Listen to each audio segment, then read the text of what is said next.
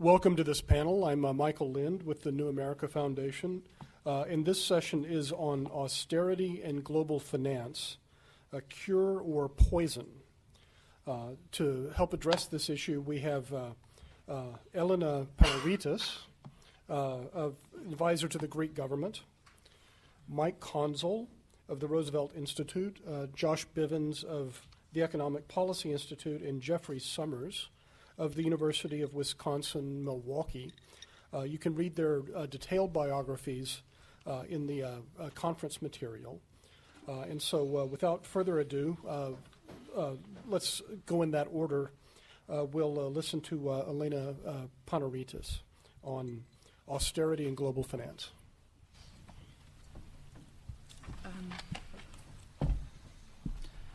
Hello, good morning, or good afternoon, whatever. Yeah, good morning still. I was asked to present to you a bit the experience of Greece and what has pretty much been the outcome of that so far. So I'm going to outline a bit my 6-minute intervention. How many we have? 8. In some basic points. So what was really, I'm sure all of you have heard about my beautiful country, not because of its, just because of its really natural beauty and the summer vacations we're inviting everybody to come to, but because of the never-ending crisis that we got in since 2009. You can't hear me? You want me to speak louder? Okay. Okay. Okay, I can be Greek and I can be loud. So I'll start by outlining what was really the reason, what went wrong, why did we get into this crisis, what was the diagnosis, and then what was the solution we chose to follow for this diagnosis or for this problem to resolve it. Then I'll let you know in 3 words or less the results on the ground, and of course the results in numbers. I'll try to respond to your point. I'll try to make myself as understandable as possible to the lay non-economist. And then I'll explain what is happening today. Where are we today? And if you like, I can also tell you whether I think we will ever get out of this crisis or not, which may not be of interest, but just, So what went wrong, really? The Greek crisis is really a full-fledged productivity crisis. What does that mean? A solvency crisis. It means that the country was not really generating an income. And it was masking its lack of ability to generate an income, and it's not a lack of ability because it's a handicapped country, but it's because its structures were never reformed, never modernized along the way. Because for a very long time, this inability, if you wish, was masked with a lot of money flowing from the European Union. Not well-targeted subsidies, or well-targeted subsidies, but very badly managed internally. So the bottom line is that this lack of inability of producing income was misdiagnosed as a lack of liquidity. It was misdiagnosed as if this country was really very heated up in its productive capacity, and it had to tone down. So it had to be, put down its liquidity a little bit out there. So its previous model was really very well accepted from the European Union family, because as long as Greece was receiving money from the Union and had consumption enough to absorb the productivity of the other European countries, so it was able to consume the products of the other countries, then there was no problem. No one cared. You never really heard anybody complaining about Greece not being productive until actually the crisis hit. At the same time, we have a parallel universe of the banking system back again in the country, which is becoming even further greedy because due to the euro, a very inexpensive currency, the ability of getting loans was very, very cheap. So getting funding was extremely easy. So consumption was really growing and lending was really growing. And then we get to a situation where, because we kind of lived in this kind of fake universe, everybody wanted to keep that extra little fat going in the political system. So the political system never had an interest in promoting reforms, let alone in reforming its own system. So we get now to 2009 and 2010 when our GDP, our debt, public debt is over 120% of GDP. So we owe more than what we produce, than our income. And our demographics are not very good at all. We have about 240,000 youngsters from the age of 18 to 24. And we're about 11 million people. So this kind of like gives you the perfect storm. So the solution was not at all a solution directed to resolve the problem I just outlined. The solution was, well, you kind of like are a first world country in the European Union. We will give you funding, we meaning the European Union lenders, the family of the rest of the union group. We will give you money so you can pay back the 120% debt you owe to us, and everything will be just perfectly back in order. Of course not. So we signed 2 of those memorandums of understanding or bailout agreements with an interest rate. So it wasn't really a bailout. It was a pretty good, interest-bearing loan, especially the first one with a 5.3%. Now you're going to tell me you weren't able to get any money in the market, so that was already a good deal for you. Fine, we can discuss this in the Q&A. But the focus was very much that we need these packages, these programs, have been given with very hefty benchmarks that are related to reducing the liquidity in the market and collecting as much fiscally as possible. But we have gotten to the point where the result of this policy has led to a reduction of the stock of the GDP of the country by 30%. So we have a recession that has eaten up already part of the stock of the country. Unemployment is, regular unemployment, 29 to 30%, youth unemployment, about 60%. And part of these presumable reforms in these packages that have all a fiscal connector, but not real reform connector to increase productivity and the income of the country. So, for instance, they suggest you need to reduce public sector because your public sector is really huge. Well, we didn't even know how to count the public sector before because it didn't matter before, right? So now it does matter to count the public sector. And blindly, we need to reduce public sector without identifying which parts need to be reduced, how efficient it is, which elements need to be rationed, and so on. And this has cut further the ability of the country to reproduce itself because most levels of high-level skills have left the country and left the public sector for good. And because there is a recession in the private sector, you notice that there is a fleeing of skill set from the private abroad and from the public abroad, not just of young people. So we don't have a brain drain of young people. We have brain drain, period, of everybody. People in their 40s, people in their 50s. And we're talking about an extremely highly educated force. People know 3 to 5 languages. They are very well educated, the majority of them with graduate degrees from outside outside of Greece. So they're very well employable skilled labor, but not in the country. So what in the fact that we had a broken, in addition to our financial crisis and our economic crisis and our productive crisis, we have a broken system. No incentives there for anybody to actually move ahead.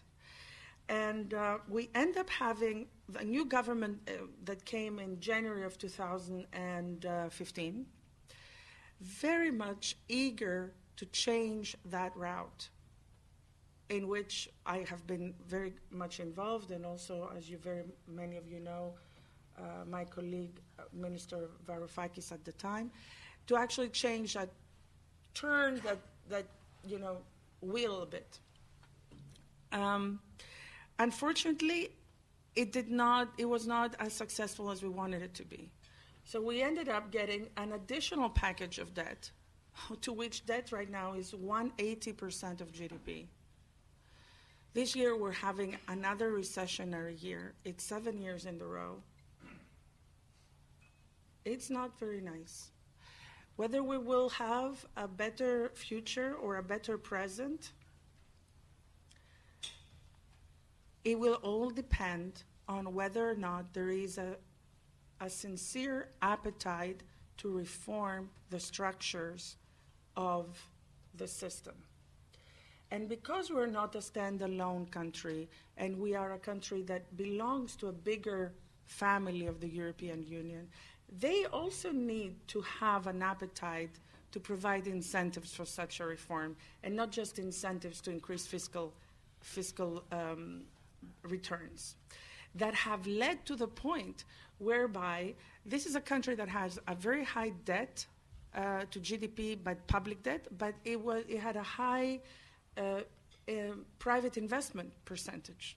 And that high private savings percentage, that high level of savings is being taxed right now by the enormous amounts of taxes and levies and extra taxes and breathing taxes and walking taxes and living tax. You can imagine how many taxes we have. Now there's a new tax, Jamie, this is a joke.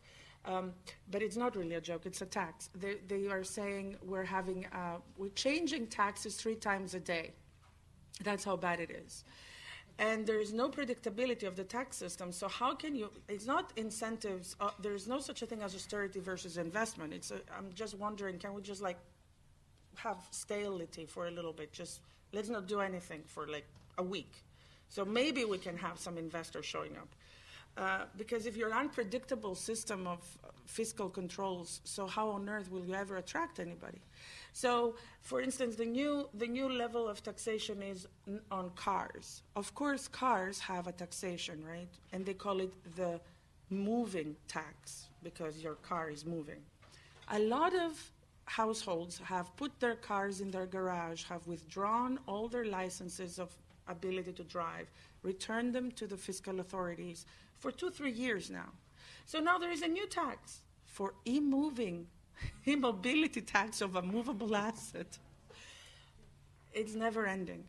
So will we get out of this crisis? Only if we do really have an appetite to change. And I'm afraid it's not going to be shown really fast. So maybe I'll come here sooner rather than later and not give you very good news. That's what I had to say. Mike Consul. Thanks. Can everyone hear me? Excellent. So I'm going to talk a little bit. I'm going to give a presentation called Searching for Expansionary Austerity, and it talks a little bit about some research we did in 2010 that we updated earlier this year, me and a researcher named Arjun Jaidev at the Roosevelt Institute. It's also a little bit about my education and the way debates in think tank world works, probably for the worse, because it gave me a very shady impression about how a lot of arguments get made. And so previously I had been in the financial industry, and before that I was an engineer before I got economics training. So I'm used to pretty straightforward reports, or reports that kind of put the cards on the table and are kind of instrumental in getting from one place to the other. And I joined the Roosevelt Institute to work on Dodd-Frank financial reform in the bill that became Dodd-Frank in early 2010. And then around that time, in early 2010, it was after the first wave of the stimulus in the United States, the so-called Keynesian moment that a lot of people had talked about, that there was this counter-revolutionary retrenchment wave. And one of the key arguments of it was from a guy named Alberto Alesina and Silvania Ardenia, who argued, quote, and I'm going to read some quotes for you. In several episodes, spending cuts adopted to reduce deficits have been associated with economic expansions rather than recessions. Expansionary austerity. If you cut the budget, you can actually see growth not decline as you would expect not even just Keynesian stories, but kind of straightforward accounting stories, but you'd actually see an increase above what you would have expected, which blew my mind. I had not heard about this, and there was a study, and it was a guy associated with Harvard, and everyone was talking about it. For instance, let's see here, David Brooks in the New York Times in June 2010 argued that, here's his quote, "Some theorists will tell you that if governments shift their emphasis to deficit cutting, they risk sending the world back into recession. There are some reasons to think this is so, but events tell a more complicated story." Alberto Alcina of Harvard has surveyed the history of debt reduction. He found that in many cases, large and decisive deficit reduction policies were followed by increases in growth and not recessions. And in a good piece by Peter Coy and Bloomberg Business, he wrote at the same time, "This is Alcina's hour. In April in Madrid, he told the EU's economic and finance ministers that, quote, large, credible, and decisive spending cuts to reduce budget deficits have frequently been followed by economic growth." And he said he backed his proposal with historical research on rich countries. So I saw a lot of people reacting to this, and this actually did even become more influential as time went on in 2010. And I thought, well, this obviously must be good work. I should dig into it a little bit. So I dug into it. And what did he do? So he has a panel of 20 countries in the OECD from 1970 to 2007. And so he captures years in which the deficit decreased by at least 1.5% of GDP. So the deficit decreased by some mechanism, which is 107 periods. He compares the growth rate between the deficit decrease and the overall G7. So he takes the largest differences. So where do the cuts look the most significant? That's 26. And then he says, does the debt to GDP ratio fall 4.5% at least? So that gives him 17 out of 26 periods that he defines as successful. So one more time, places where the deficit falls the most, not cut, where the deficit falls the most, and where the debt to GDP ratio falls as well. So there's some obvious, this is to me this struck me as very weird because there are some obvious problems with this research.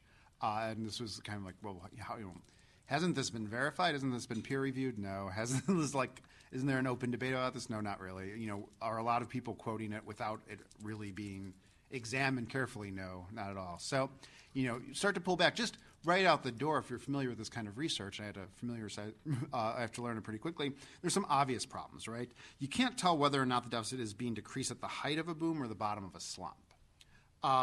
There are obvious reasons why the deficit might fall if the economy is doing very well. Tax revenues are higher, social insurance spending might be lower. That would mechanically cause these things to move together.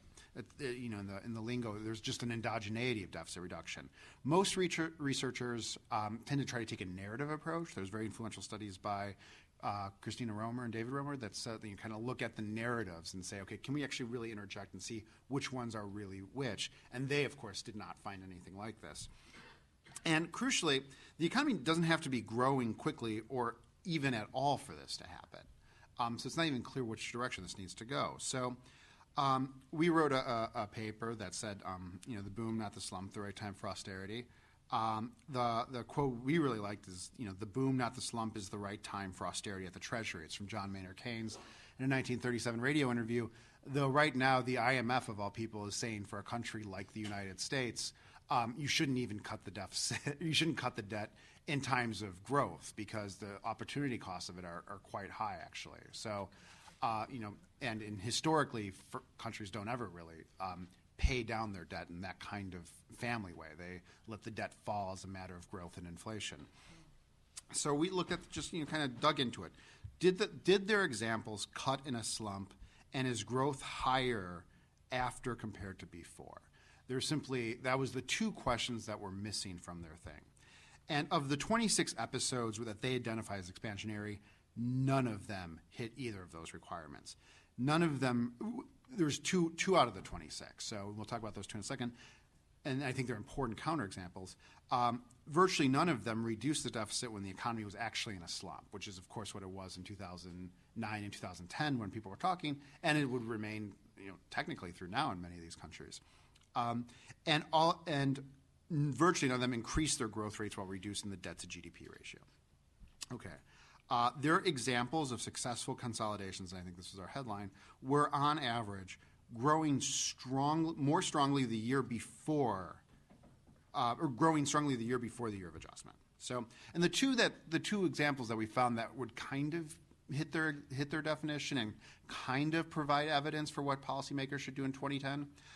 Norway in 1983. It wasn't successful by their definition because their debt to GDP ratio increased, but it's kind of one random country. The better example actually I want to give is Ireland 1987, which saw a massive exchange rate devaluation, and its closest trading partner went under like a once-in-a-decade boom, and also saw a decline of about 5% in the interest rate differential between it and the benchmark interest rates. So if you're a small country that can devalue its exchange rate, then we can start to talk about things like that. That describes no country in 2010. No country that was going to end up under this real austerity boot. We expanded to all cases. They had 26 cases, but we basically looked at we wanted to expand out, so we looked at basically all 120 cases that you could get, or 107, and there's only 2 more that really hit the kind of definition where you can then begin to talk about what expansionary austerity would look like. One of them, Norway in 1989. Some people debate whether or not there was even a recession there, but there was, essentially it was piggybacking off a smaller recession in 1988. So it seemed like that was almost like an accounting problem. So like 1 out of 100 cases might be true if people at the time didn't quite experience it this way. And I think the other one was, did Canada make it? But I think the other one was Canada in the 1990s, which also came up in a lot of the press. But there, again, you had a devaluation. You had a huge increase in exports. You had pretty normal economic times. Their monetary authority had a lot of room to maneuver. And there, the expansion didn't quite happen, really. But those are the kinds of general things we were seeing, and we were trying to waive this. And a lot of other people, obviously, too, were at the time. But the examples that were being held up were completely distorted by the fact that their examples were endogenous. They were cutting in good times, or their deficits were increasing or decreasing in good times, or that they were small countries that had big devaluations in some ways that allowed them to maintain this. None of which was relevant for the United States at that time, and certainly not relevant for EU countries that were both going to get hit with waves of austerity starting in 2011. So we wrote about this, and here's the response we got in September 2010 by Alesina. This is his exact quote, and I sadly don't have the slide for you to put up here, but I think it's worth saying the quote for a second. This is September 2010. This is right before it gets very ugly. In addition, what is unfolding currently in Europe directly contradicts Jayev and Consul. Several European countries have started drastic plans of fiscal adjustment in the middle of a fragile recovery. At the time of this writing, September 2010, it appears that the European speed of recovery is sustained, faster than that of the United States, and the ECB has recently significantly raised growth forecasts for the European Union, or for the euro area. So I don't think any credible analysis would say that the euro area's recovery has been more sustained than the United States since then in 2010. But in a paper we're going to have coming out shortly, we do dig back into that and say, okay, that analysis we did was through 2007. What if you look from 2007 to 2015, or 14, because that's when we first crunched these numbers. Did any of these, so we look at about 15 countries that had austerity. How many of them grew faster afterwards? Maybe about a third. How many reduced their debt to GDP ratio? None except for Iceland. And so the only example that comes out of this crisis of something where even their own strict definition would have qualified as expansionary. And this is when they said, we have 80% hit rates on our definition, on the Alesina definition, 80% success rate. In practice, it turned out to be an 8% success rate. And the one success rate was Iceland, which, put on capital controls completely throughout the IMF playbook, changed in a much different way. So that tells you something is fundamentally wrong with this. And, the white papers and economists and things like this are used ideologically by people in power. But it is worthwhile to sometimes just step back and understand how flimsy and how ad hoc and poorly researched the arguments were in 2010 and how much they have fundamentally failed in the years since. Thank you. Thank you. We'll now hear from Josh Bivens. Thank you, and thanks to EPS for inviting me to be on this excellent panel. It's nice to have a chance to step back and think a bit bigger picture. The macroeconomic debate in D.C. over the past 18 to 24 months has been kind of exclusively about should the Fed raise interest rates at the next FOMC meeting. The answer to that, if you care, is no, although this time I'll bet they finally will. But as narrow as the debate over Fed interest rates is, it does at least give us a lens through which to explore some bigger and more important questions, and I'll hope to do that quickly. First thing that comes up, in the debate over interest rates, people who want continued interest rate ease, like myself, are often asked, how can you think low interest rates are working? They've been at zero since the end of 2008. You say the economy is still pretty far from a full recovery, let alone full employment. Why are they taking so long? Surely this can't actually be working. The first answer to that is, in the title of the panel, is they're not working because we've instituted the most austere government spending in any post-war recovery in the United States history. So essentially, we've been trying to fly on the one weak engine of monetary policy expansion while pulling back really hard on the fiscal side. During the actual contraction of the Great Recession, we did a lot of good things. Secretary Raskin mentioned automatic stabilizers. They kicked in a serious way during the contraction. The Recovery Act was a very good start to fighting the downturn, but sadly it became almost the last bit we did to combat the downturn, starting in 2011 with the Budget Control Act, which is basically spending cuts demanded by House Republicans in exchange for raising the debt ceiling in that summer. Combine that with Republican governors and state legislators doing really steep spending cutbacks. You look at the overall trajectory of public spending in this recovery versus every other post-war recovery, it is historically austere, and so that's why recovery is taking so long. And worse, I think this huge mistake on fiscal policy is occurring against a backdrop where it certainly seems, even pre-Great Recession, it's become harder and harder to sustain the growth in aggregate demand necessary to keep the economy in full employment. I mean, you've heard of this debate, whether or not you know it. Larry Summers has borrowed the term secular stagnation to describe this chronic demand shortfall. As much as I approve of learning from Alvin Hansen, I probably think this is a bad term to describe this debate. I think it's probably confused some people. I think the insight seems worrisomely plausible. The idea that we've moved into an economic regime where aggregate demand constraints, not supply constraints, are the central macroeconomic problem. And so aggregate demand is just the spending decisions of the country's households, businesses, and governments. Aggregate supply is the productive capacity of the country set by the size of the labor force, the capital stock, productivity. And for decades, the ruling presumption in mainstream macroeconomics was kind of the reverse. The presumption was the economy naturally tended to move pretty quickly towards full employment. Maybe a little nudge was needed with the Fed lowering the short-term interest rate at times. Not only did it try to get to full employment, it also tended to naturally try to overshoot it. And so the idea was that aggregate demand was generally trying to run ahead of aggregate supply. And it was macroeconomic policymakers' job to keep this overshooting in check. So the Fed had to be ever vigilant about inflation. Basically, the economy was always pushing to lower unemployment rates, which would empower workers too much. They would demand unsustainable wage increases. That would lead to wage price spirals. Fiscal policymakers, if the economy naturally tended to generate aggregate demand in excess of aggregate supply, budget deficits just led the government to sort of bullying its way into already congested financial markets and pushing up interest rates and crowding out private investment. And these were the sort of ruling presumptions that macro policymakers followed. I mean, these are the presumptions that led to the Paul Volcker disinflation being applauded as brave and necessary, while questions about its extraordinary costs were kind of labeled impolite. And these are the presumptions that led an entire generation of fiscal policy analysts in D.C. being utterly preoccupied with reducing the federal budget deficit. Certainly before 2007, I would argue even after to too large a degree.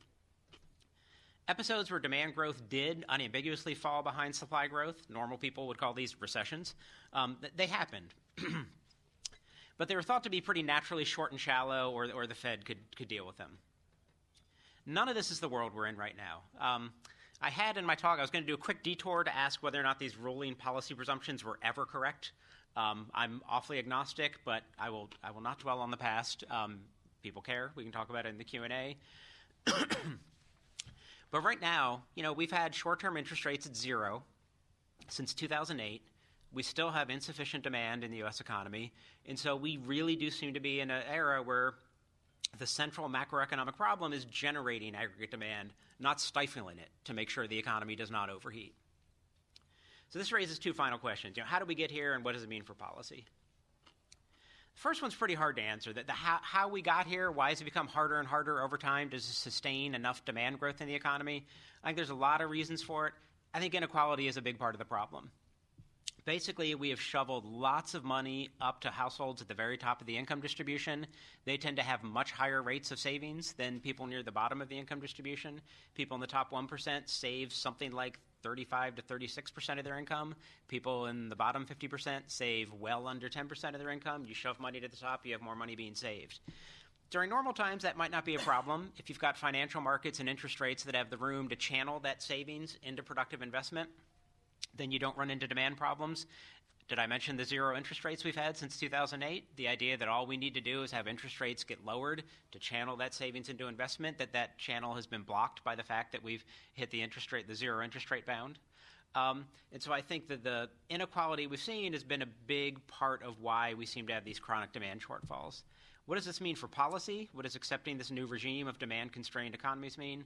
I mean, quickly, the Fed, I think monetary policymakers need to get out of the mindset of thinking they're always on the knife edge of setting off a wage price spiral if they let unemployment. So I think rates should only increase when actual durable inflation is in the data.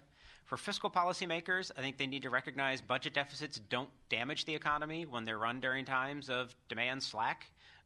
Basically, you need to see interest rates rising a lot before you can make the claim that budget deficits are hurting private investment.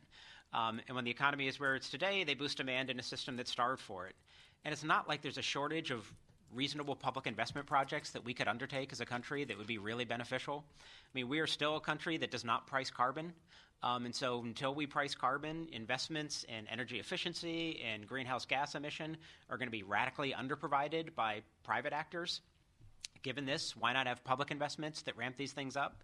I won't bore you with the economics of it, but the marginal return on the first couple billion we would spend on such investments, it's pretty much infinite. I mean, that's not hyperbole, it's pretty much infinite in the economic modeling. It starts to get a little lower as you start to throw serious money at the problem. It is still extraordinarily high, even if you're talking about hundreds of billions of dollars of public investment to do this. And then finally, inequality. I mean, the main reason to try to check or reverse the rise of inequality is that I want to boost the living standards of low and moderate income households who've been left behind by lots of the growth in recent decades. But it turns out if we do reverse inequality, we may go a long way to reversing the problem of chronic demand shortfalls. This is not just about a one-off increase in the minimum wage or the generosity of the EITC, although I'm strongly in favor of both. I think it's also about a sustained, durable shifting of economic power to low and moderate wage workers through a rebuilding of institutions and standards and social protections that actually give them some real power. And it's only when several policy levers like this are pulled that it's going to happen. There's no one single silver bullet. Then finally, I'll say a reduction in inequality, I think, would also make possible strategies to deal with demand constraints by reducing supply in a reasonable way. What do I mean by this? I mean, shorter work weeks and longer retirements would be a good thing for most Americans if they could actually make ends meet with those shorter work weeks and longer retirements. And so I think one way you can make people accept more leisure is to make sure they get a bigger piece of the economic growth that does happen. I don't think that those shorter work weeks and longer retirements, basically Americans have substituted a strategy that they get very little hourly wage growth, so they work more and more to keep their incomes up. If we could actually give them some better hourly wage growth, there would be a lot of room to shorten work weeks, which I think would be good on a lot of margins. And that's it. Thank you for having me.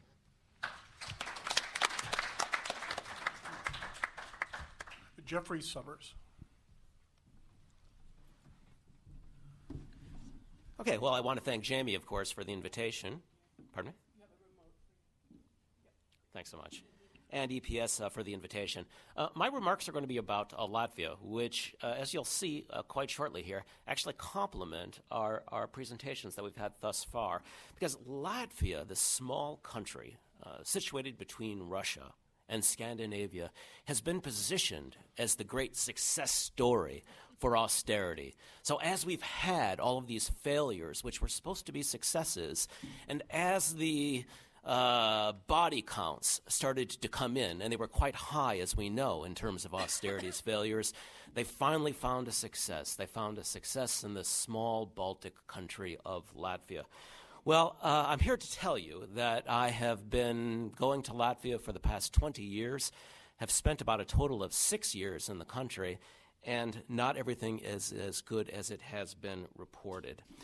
What we have with the so-called Latvian miracle instead is a country which has experienced greater levels of inequality, declining populations, and a mounting insecurity. Well, of course, it was by 2012 that the success story was supposedly found in Latvia. We had figures such as Christine Lagarde, who arrived in Riga in May of 2012 and declared that it could serve as an inspiration for European leaders grappling with the economic crisis. So we had this big IMF meeting which occurred in May of 2012. As is often the case, everyone stayed within the best hotels. They really didn't take much of an opportunity to see the rest of the country. Nobody spoke with the taxi drivers, the bartenders, or anyone else who might have given them a different view of what was happening in the country. But what has been happening in Latvia for a long time? Well, its problems did not just start with the 2008 crisis. They really began with the emergence of the Second Republic generally. In 1991 with the collapse of the Soviet Union, out of which Latvia was born. A quite noble, if I may say so as well, effort to reestablish this country's independence by its people. But quickly what they discovered was that as Latvia was removed from the kind of inter-republic, Soviet republic supply chains that existed, they had no economy. And they didn't have much in the way of natural resources either, with the exception of forests. So very quickly it became an offshore banking sector, which has been one of the so-called supposed strengths of the economy. We had figures like Mark Rich, who Bill Clinton, of course, famously pardoned on his last day in office, and figures like Grigory Luchansky, who was the vice rector of the University of Latvia. I often like to tell my students at the Stockholm School of Economics in Riga, where I have a visiting appointment, that there is hope for them as well as academics. You do not have to fret and possess this endless angst over what your future will be. There are figures who have come out of the university who have become billionaires, like Luchansky. Luchansky got his start in the 1980s by selling off furniture at the University of Latvia on the black market. Quickly learned that he could go up to a much higher level and began selling oil on world markets. Soviet oil that was purchased at state prices, and then, of course, capturing windfall profits by selling it at global prices and capturing the arbitrage. So this kind of infrastructure developed in Latvia for offshore banking to handle all of this oil and all of the rest that was being taken out of the former Soviet Union. With it, this big correspondent banking sector emerged. What organizations like Shorex, which is the so-called professional association that correspondent bankers belong to. We had, wealth optimization, tax optimization, wealth management, all of the other euphemisms for what normal people call stealing, emerged at this time and continues. One of the things that we have seen is that in the wake of the crisis, this sector, rather than being rolled back, is growing robustly. It is growing robustly. Now, at the same time, we had economists from our fair capital city here, such as Juris Viksnīņš, positioned on the right, now no longer with us. I used to have lunch with him periodically, with Mr. Art Laffer, of course, the notable figure from our country who has done much to promote austerity. And it was figures such as what they themselves termed themselves the Georgetown Gang, Mr. Viksnīņš and his colleagues, which helped promote an agenda for Latvia in 1991, one which would be centered around tight monetary policy, currency pegged at a high exchange rate, regressive taxation. And as they issued in their report, which has been followed quite religiously since the time that it was drafted, the reform has to continue despite changes in government. And so indeed they have. The figures that he would mentor in 1991 all became the country's top economic policymakers and continue for the most part into government to this day. Well, as I said before, an austerity success must be found. Latvian austerity, of course, comes to the rescue. And of course, it's very well positioned to do this. It is a tabula rasa for most people. They don't know much about it, so you can more or less impose whatever narratives you want on it.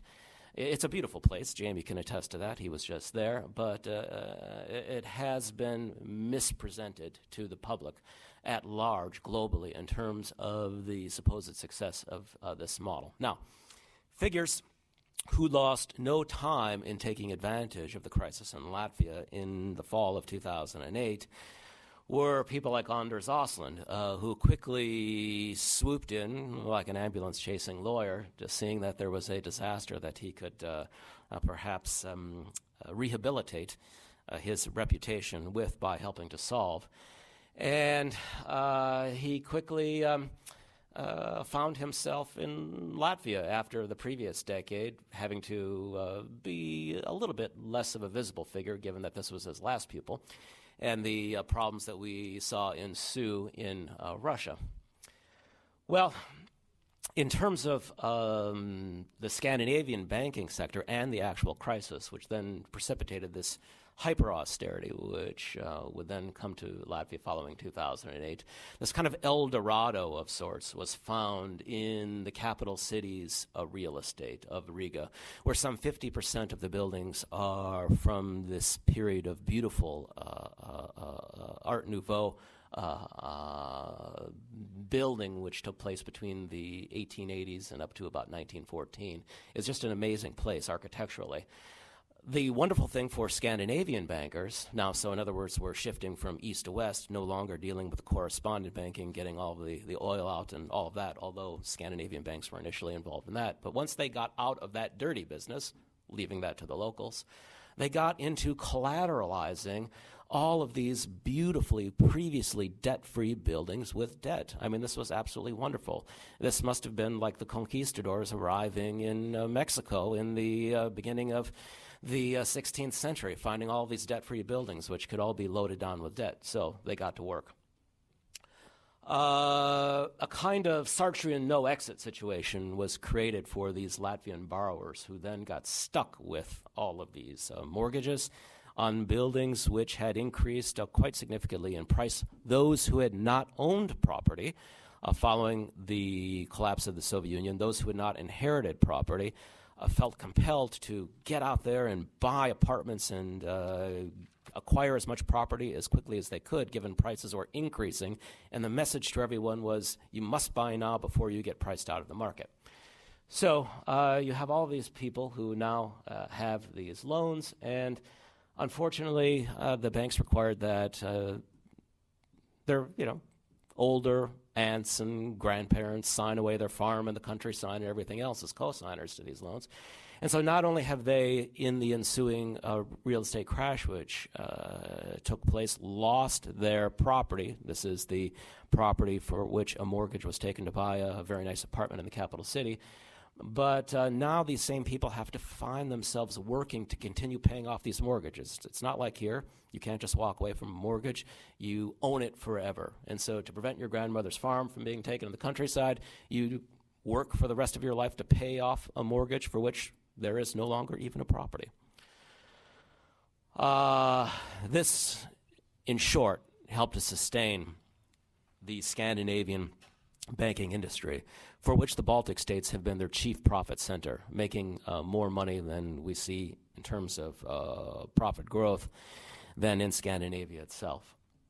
Now, as I'd indicated earlier, there was a predisposition among Latvia's policymakers to continue pursuing this kind of austerity regime which they had instituted from the beginning, since 1991.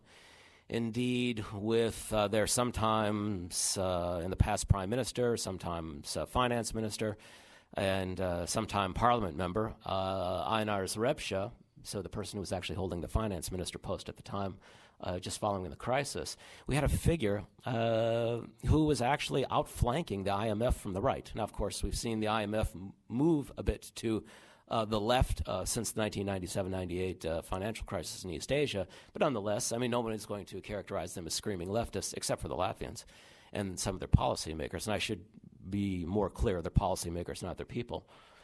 They were quite clear that this was in the words of Rahm Emanuel, a crisis which should not go to waste. And so they were intent on imposing austerity even more vigorously and harshly. At that 2012 crisis, which I referenced before, it was interesting, again, how even sometimes normally sensible people like Chrystia Freeland, who hardly is a figure on the hard right, got sucked into this myth and promulgated it globally that Latvia had found the secret to making an austerity economy work. The people, again, who attended this meeting just did not take the opportunity to really go outside of the boundaries of the conference itself. So, in effect, the story which was crafted was of a kind of Protestant morality play where you had these plucky stoic balts who were sucking it up, sucking it in, not making a bunch of noise like noisy Greeks and Argentinians, Catholics to the south who just didn't know how to behave themselves. These were who could indeed suffer a little bit of pain, get a lot of gain at the end. Well, it really wasn't anything like that. I was there. The Latvians were terribly divided over this question of the just incredibly extreme austerity that was imposed. In January 13th of 2009, there were massive protests in the street of Riga. I was in that crowd, that cold January night, in which people came out. Now, granted, they are Balts, and so they are a bit on the taciturn side, I must say that. They don't make a lot of noise. But they do come out, and they were indeed horrified by what was being proposed by their government. What happened? Well, in part, people, after a few months of protests and understanding that their government absolutely was not going to respond to their calls and demands for austerity. And again, the whole argument that was being presented in the global financial press was that here was a government that could actually survive austerity and still get reelected. I'll speak to that very shortly. After a couple of months, they just started leaving in ever larger numbers. To use the term, of course, that the Republican Party referenced in the 2012 election, there was a kind of self-deportation that occurred. We can see Latvia's net immigration and how it just soared with the arrival of the economic crisis. Now, note this arrow that I have here pointing down. That is when they joined the EU zone, the EU monetary union, and with the euro. And it was said that that was responsible for everyone leaving, that both EU accession and then later what would be the accession to the monetary union a few years later were the factors for driving them out. Well, that's nonsense. When they joined the EU, actually immigration slowed, not increased. It was with the crisis that they started to leave in huge numbers. Now, just as a bit of a important note here, it's important to realize that with the emergence of the Second Republic in Latvia, that birth rates have plummeted. They reached their peak of 42,000 annually in 1987, and ever since have more or less been under 20,000. In other words, they've halved. There just aren't people being born. This is one of the externalized costs of this conflict that we see between the policymakers and its people. People are leaving, and they are not having children. So the country, in effect, is becoming a retirement home and a nature preserve. The results are not good. Now, I said that I would provide some brief explanation as to why this has been accepted by its people and the bums haven't been thrown out. The answer just simply is the ethnic divide. Latvia's occupation by the Soviet Union was particularly unpleasant during the Stalin period and not altogether great thereafter, although some sense of, to use a neologism, normalcy that Warren G. Harding, of course, gave us, did return after Stalin, but still not the most pleasant. And so any time that there is a threat of changing economic policy, the term that we used to use after the Civil War in this country, the bloody shirt is waved. So it just disrupts the entire political discourse, and especially one on economic policy. And the economic policies that are anti-austerity have been associated with Russian elements. At least that's how the game has been played. And it's been successful enough to keep the Austerians in power.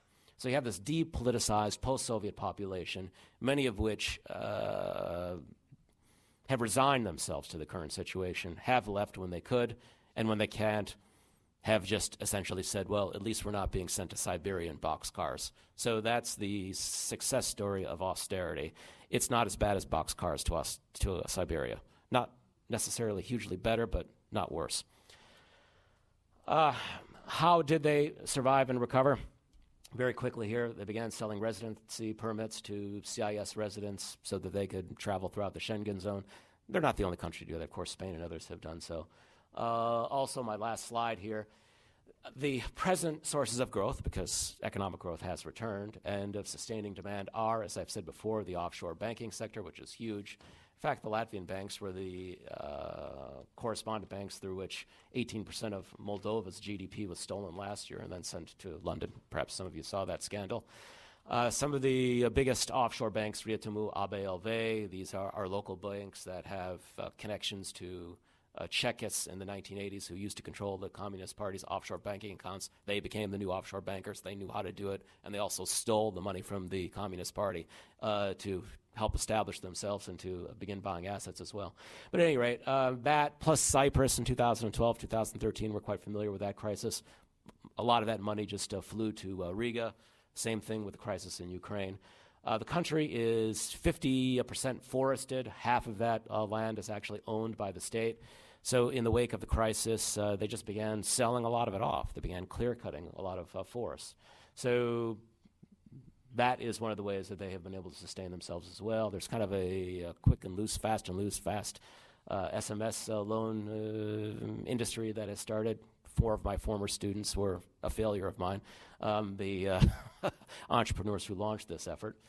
And then we do see some very, very slight recovery of manufacturing from very, very, very low rates. Latvia is increasingly being included in global commodity production chains, I should say, rather than commodity chains. But that's because it's, wages have been fairly low, so there still is a bit of a wage arbitrage issue there, especially following 2008, although wages are now up a bit, so that arbitrage issue is not as significant as it once was. And then up until 2013, grain prices were quite high, so between about 2007 and 2013, they did quite well on that, although now, of course, they are being hurt by the EU sanctions against Russia and the sale of their pork and cheese to points east.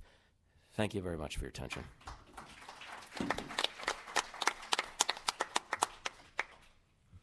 Thank you very much for the presentations. You've had a very good overview from different parts of the world of the austerity debate.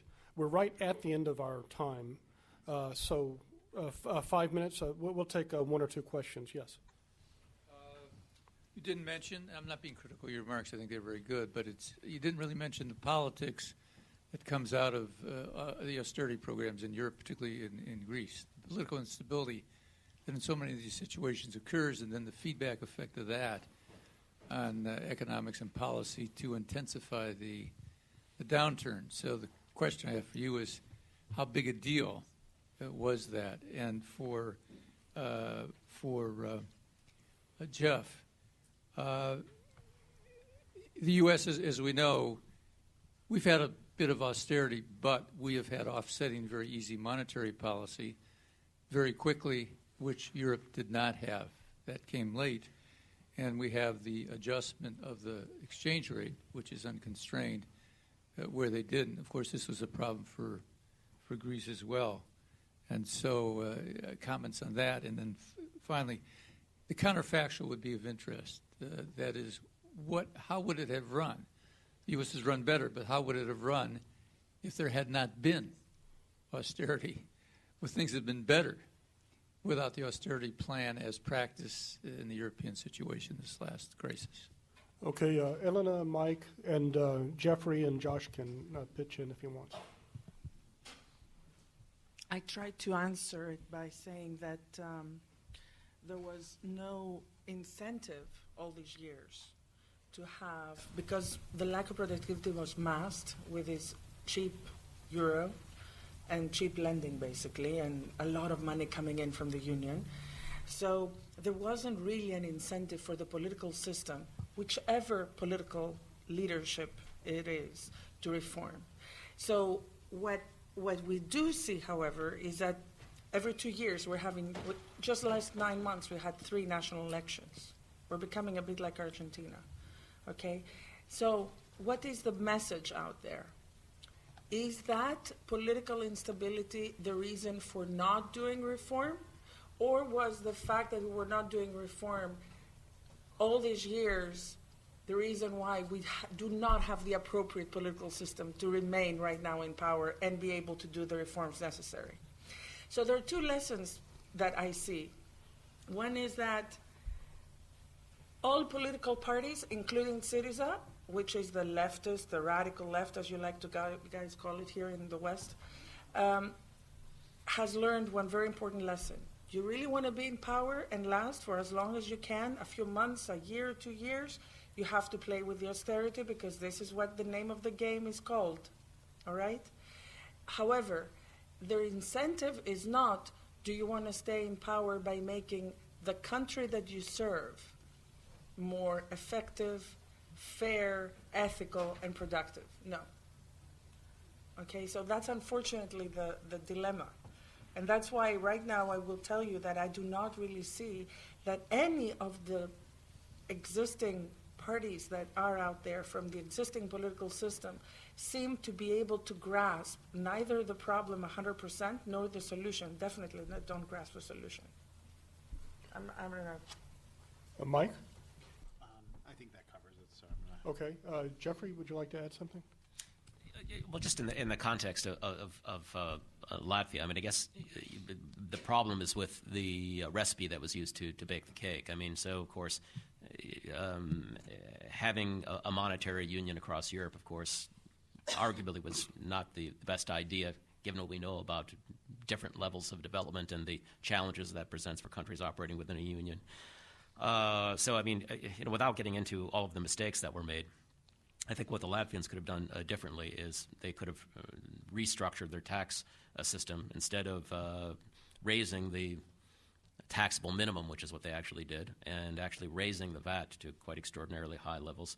They could have gone to a higher property tax system, especially for holders of quite valuable properties. And they didn't have to bail out the banks to the extent that they did, which in effect proved to be a massive bailout to the Scandinavian banking sector, which cost the state massively. So those were all resources which then were not available for social expenditures within the country.